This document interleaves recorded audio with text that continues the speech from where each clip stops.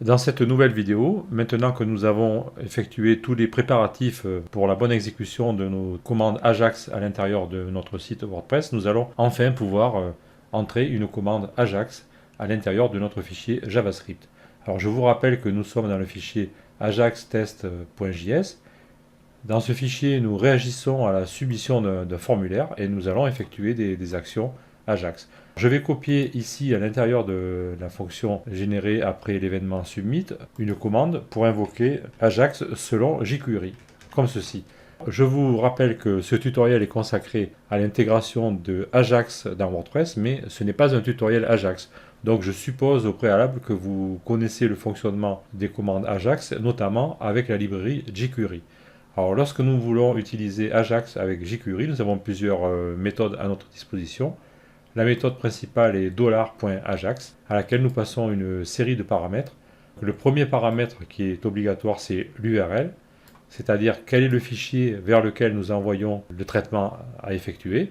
En l'occurrence, il faudra que ce soit absolument ce fameux fichier admin-ajax.php dont nous avons parlé dans la vidéo précédente et qui est désormais accessible avec cette variable parce que nous avons incorporé, rappelez-vous, c'était à la fin de la vidéo précédente, avec cette fonction localize script, nous avons déclaré ce fichier ici à travers cet objet JavaScript et nous le récupérons donc ici. Ensuite, nous allons déclarer dans quel format nous voulons récupérer le retour. Donc là, nous allons choisir le format JSON. Ensuite, nous allons déterminer la méthode de transfert des données. Donc là, il faut que la méthode soit post. Ça marcherait aussi avec la méthode get, mais on va garder la méthode post. Ensuite, avec la clé data, nous allons envoyer par l'intermédiaire d'un tableau toutes les valeurs que nous désirons transmettre au fichier PHP qui va exécuter le traitement. Parmi ces variables, la variable action est obligatoire. Nous devons la renseigner absolument. Et la valeur donnée ici va servir ensuite, par l'intermédiaire d'une fonction de WordPress, à désigner un fichier qui contient du code PHP qui sera exécuté dans notre traitement. Donc ça, on va le voir en suivant. Toutes les variables envoyées ici seront disponibles dans le fichier PHP qui va exécuter le traitement à travers le tableau global $post. C'est-à-dire que nous aurons $post action avec cette valeur à l'intérieur. Nous aurons $post data 1 avec cette valeur à l'intérieur. Ensuite, si tout se passe bien, nous allons arriver ici, à l'intérieur de cette fonction, et nous pourrons exécuter notre code de retour en ayant à disposition un objet qui contient la réponse, c'est-à-dire ce qui a été renvoyé par le fichier PHP, principalement par la commande echo en général. Si les choses se passent mal, à ce moment-là, c'est le code contenu dans cette fonction qui va s'exécuter. La fonction va retourner l'objet XHR qui correspond à l'objet HTTP request caractéristique d'Ajax. Ensuite, nous aurons l'erreur générée, enfin le code erreur ou le libellé d'erreur et l'exception qui est générée. Et là, nous pourrons écrire le code qui convient selon la situation. Voilà en gros la méthode .ajax de l'objet $ que nous allons utiliser. Avec ces paramètres-là, il existe d'autres paramètres. Si vous voulez les consulter, je vous renvoie à la page du site jQuery, à la description de la fonction donc $jQuery Ajax, et vous aurez tous les paramètres qu'il est possible ici d'utiliser pour cette fonction. Nous, en ce qui nous concerne, on va rester sur ces paramètres et on va travailler avec ça. Maintenant, nous devons indiquer à WordPress quoi faire lorsque cette fonction Ajax est exécutée en transmettant ce paramètre ici qui va être, je vous le rappelle, récupérable à travers le tableau global $post et qui dans notre cas contiendra la valeur mon test Ajax. Je retourne dans le fichier function.php, je me positionne par exemple à la fin du chargement des scripts, mais peu importe dans ce cas, et je vais coller ici un bout de code que j'ai préparé. Je l'ai appelé associer les fonctions à exécuter suite aux actions Ajax, et ici nous allons devoir déclarer pour chaque action Ajax, c'est-à-dire pour chaque paramètre action que nous avons déclaré, nous devons déclarer à chaque fois une action correspondant à un hook personnalisé. Ce hook est construit de la façon suivante, c'est wp_ajax_ et ensuite le nom de notre action. Ce qui est ici, dans le nom du hook, ça doit correspondre à la valeur de la variable action. Il doit y avoir correspondance totale. Ensuite, nous allons associer une fonction à exécuter que nous avons ici et notre code sera contenu à l'intérieur de cette fonction. Alors pour l'instant, j'ai mis echo, je suis dans la fonction Ajax. Cette fonction ici qui est appelée à travers ce hook personnalisé, si nous allons faire un tour dans la documentation de WordPress, on nous explique donc que c'est l'action WP Ajax qui a cette forme. Donc WP Ajax et Your Action, et on nous explique ce que ça fait. Il faut bien noter, et on le voit ici en regardant le bas de la page, que cette fonctionnalité, donc ce hook personnalisé, n'est disponible que pour les utilisateurs qui sont connectés au site WordPress. Donc si nous voulons que nos fonctions Ajax soient disponibles pour les utilisateurs qui ne sont pas connectés, c'est-à-dire les utilisateurs qui n'ont aucun privilège, il existe la variante WP Ajax No Priv. Selon le cas, nous utiliserons l'une ou les deux fonctions. Je vais rajouter la deuxième version en dessous, comme ceci. Donc c'est exactement la même chose, à part que nous avons en plus, ici, le libellé No Priv.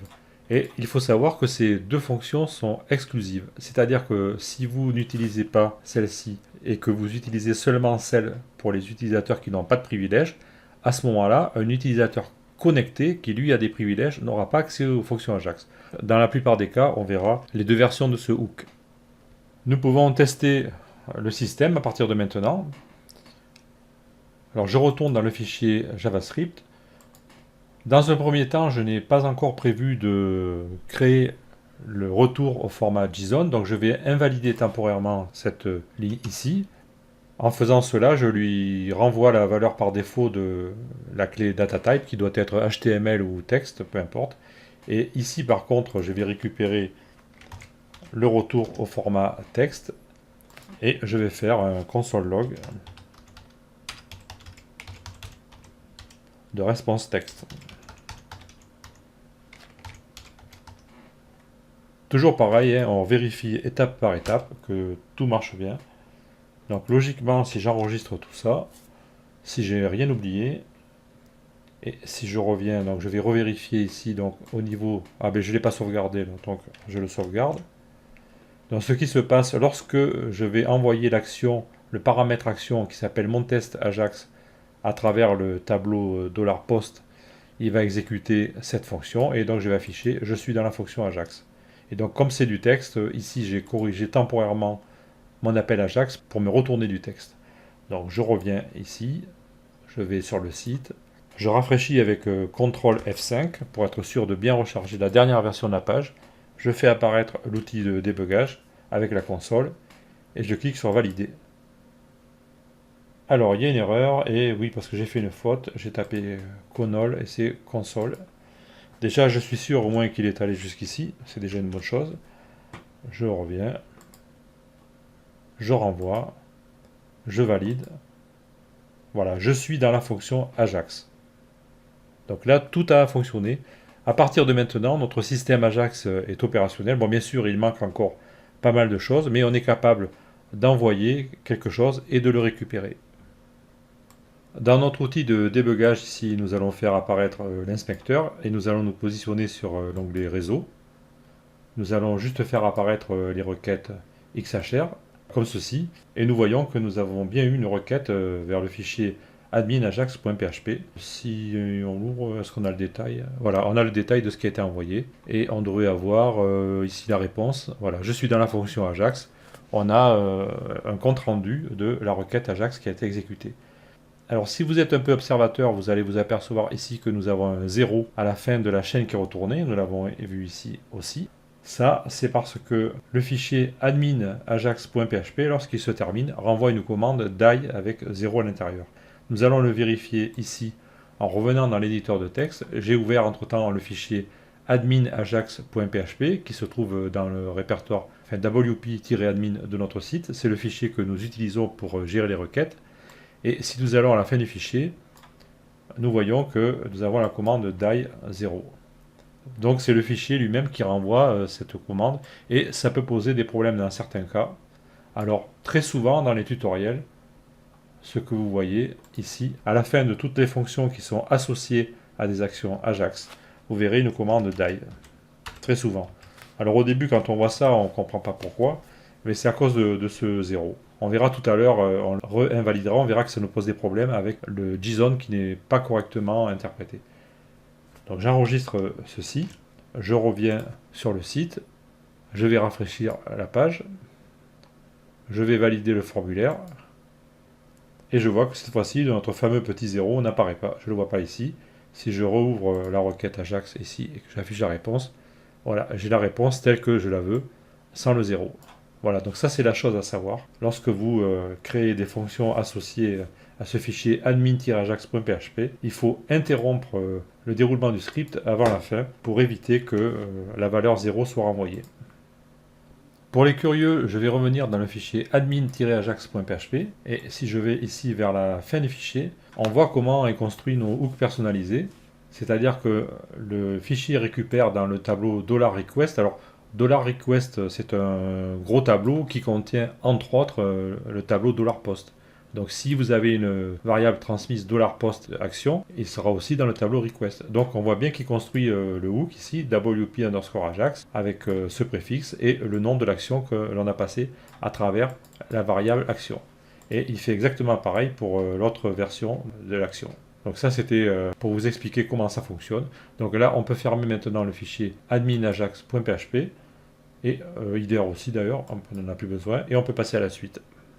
Pour la suite, on va modifier notre fonction ici fn mon_test_ajax afin d'utiliser un retour au format JSON. Je colle un bout de code que j'ai préparé comme ceci. Alors là, j'ai marqué je fais des choses, c'est-à-dire que notre fonction elle est censée effectuer des traitements. Si je rentre dans la fonction pour renvoyer tout de suite des données, ça ne sert à rien. Donc là, ça représente ce que nous allons faire ensuite. Et à la fin du traitement, nous créons un tableau comme nous voulons. Là, dans ce cas, je crée un tableau qui a la clé success avec une valeur true et une valeur de retour qui a pour valeur ça marche. Et je prends ce tableau, je le passe dans la fonction JSON encode, comme ceci. Et je l'affiche avec le commande echo, c'est-à-dire qu'il va être rendu disponible à ma fonction JavaScript. J'enregistre ceci, je retourne dans le fichier JavaScript, je vais enlever ce commentaire ici pour revenir dans le mode JSON, comme ceci. Là, je vais récupérer maintenant la valeur response normale. La fonction JavaScript Ajax renvoie deux versions de la réponse, soit response dans le format qu'on a demandé, soit response texte dans le format texte. Comme nous avons rétabli le format JSON, nous allons demander le retour au format JSON. Ensuite, je vais introduire ceci, c'est-à-dire un test. Je vais me servir de la clé success passée dans l'objet response. Le principe, c'est que la fonction renvoie ici un tableau encodé au format JSON, et ça, c'est renvoyé sous la variable response, tout ça. Et à l'intérieur de ce qui est renvoyé, nous avons des clés, en l'occurrence retour et success. Nous pouvons atteindre success, la valeur de success, à travers response.success, étant donné que response est un objet retourné et success est une propriété ou un attribut, comme on veut, de cet objet.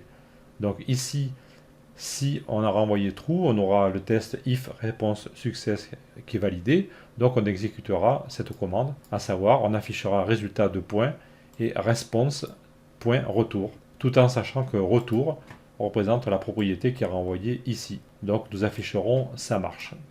Donc, je reviens dans le fichier JavaScript, j'enregistre, je pense que tout est bon, je reviens sur le site, je rafraîchis l'affichage, je valide et je vois marqué résultat, ça marche. Maintenant, nous allons faire un petit test pour vous prouver l'importance d'avoir rajouté la commande die ici à la fin de notre fonction. Donc je vais invalider temporairement cette fonction die, j'enregistre, je rafraîchis la page, je valide. Et je vois rien, ben oui, je vois rien parce qu'il y a une erreur, mais j'ai oublié de prévoir le cas où il y avait une erreur ici.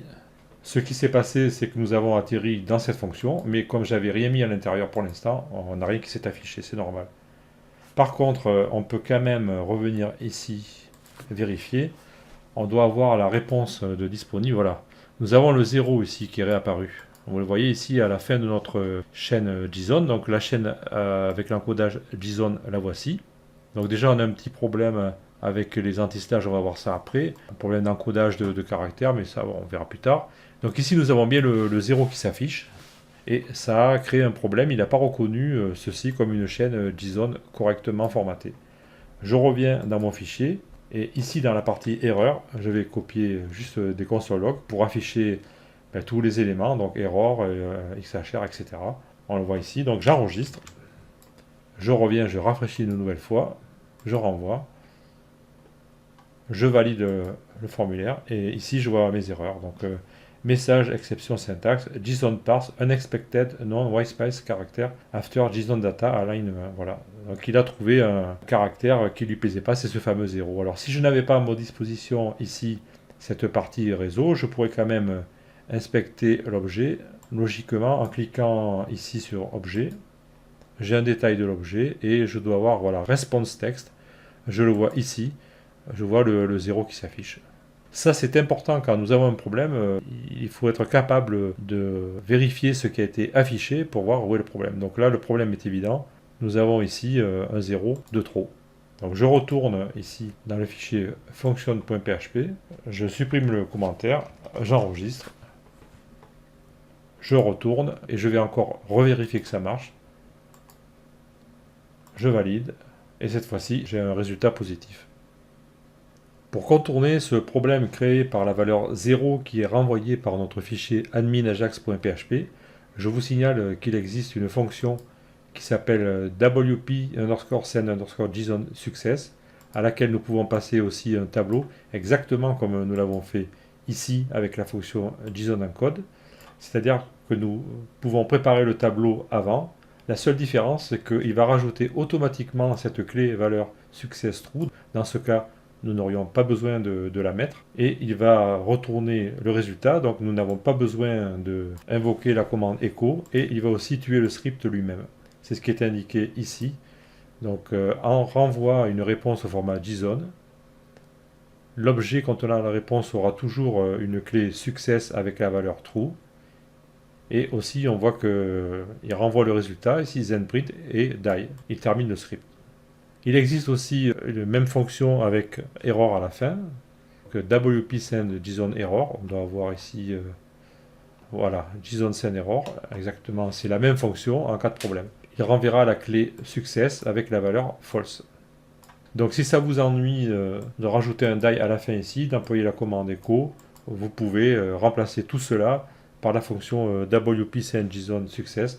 À ce moment-là, vous n'aurez pas besoin de déclarer cette clé valeur puisque la fonction le fera elle-même et vous n'aurez pas besoin de l'afficher par echo et vous n'aurez pas besoin de tuer le script. À titre d'exercice, si ça vous intéresse, vous pouvez le faire. Nous allons maintenant terminer cette vidéo avant de passer à la suite. Donc là, nous avons vérifié que notre fonctionnalité Ajax fonctionne complètement. Et maintenant, nous allons rentrer dans un exercice pratique en affichant des articles correspondant à une recherche. Donc je vous donne rendez-vous dans la vidéo suivante. A tout de suite.